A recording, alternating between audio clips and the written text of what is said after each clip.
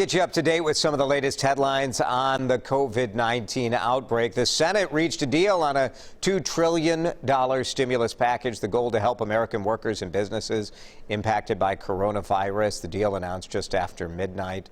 We'll have some more details on that in just a minute. Stocks opening mostly higher on Wall Street this morning after the deal was reached, but the Dow has dipped down a little bit. You can see it's a little volatile up and down, and we've seen all of the different indices kind of a little bit down, a little bit up. So Wall Street still trying to make sense of what they think about this new stimulus bill. Wisconsin's safer at home order is in its first hour. It took effect at 8 this morning. This order runs through April 24th. It does ban all non-essential travel. And Great Britain's Prince Charles has tested positive for the virus. The palace says he has mild symptoms. That news just coming out this morning. Prince Charles, 71 years old. He is first in line to the British throne. His wife Camilla was also tested, but she does not have COVID-19. Minnesota father is one of the people in Minnesota who does have COVID-19, and his family is on lockdown. Brian Keppers had not traveled recently, but he did go to all 3 days of the boys' state hockey tournament, and he thinks that all of the handshaking and the hugging that he was doing there led him to feeling sick back on March 9th. He said the next few days were getting much worse. He had body aches, coughed every time he tried to take a breath. Well, 4 days later, Brian went through a drive-through testing location in Bloomington, and 4 days after that, he tested positive. By then, his whole family was already in quarantine, and it is believed that they also are infected. Since then, he says it's been a long road full of physical and mental roadblocks. I'm only 52 years old. I have no other underlying health issues. But I was concerned about the breathing aspect of this illness because, you're coughing a lot, your lungs get a little bit tight, and trying to figure out, okay, is this what's going to lead me down the road and eventually have to go to the hospital? So that part mentally was, I think, a challenge. Can imagine. Brian says that he is feeling much better now. He's anxious to get out of the house, but says he's not going to rush it. Once his symptoms go away completely, he plans to wait another 7 days before ending his quarantine. Now, Keppers is one of the 262 positive cases that have confirmed so far here in Minnesota. 25 Minnesotans have had to go to the hospital because of the virus. 7 of those people are in the ICU.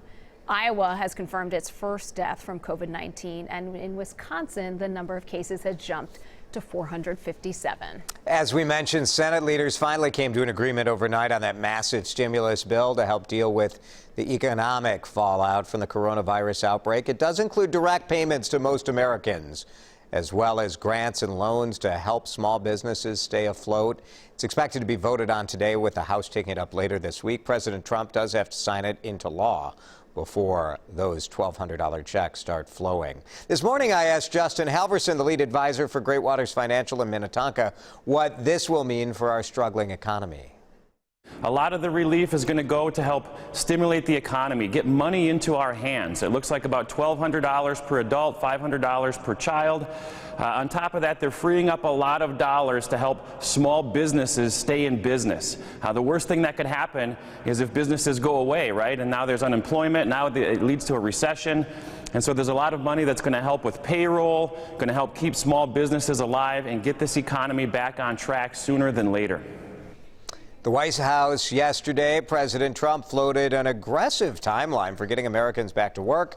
President Trump suggested getting people back to work in less than 3 weeks.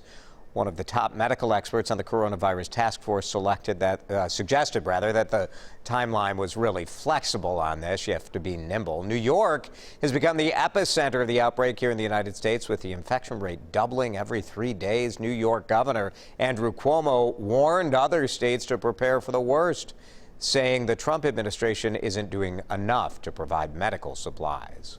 Here in Minnesota, Governor Walz is planning to extend the bar and restaurant closures beyond the Friday deadline that has already been set.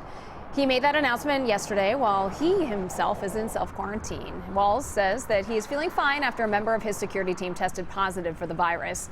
During yesterday's update, Walz and top health officials stressed while they expect more cases to come, there have been some recent efforts that show Minnesota is working to slow the spread of the coronavirus. Our original order on schools and places of amusement was broader than most states. We think Minnesota is getting results that look different.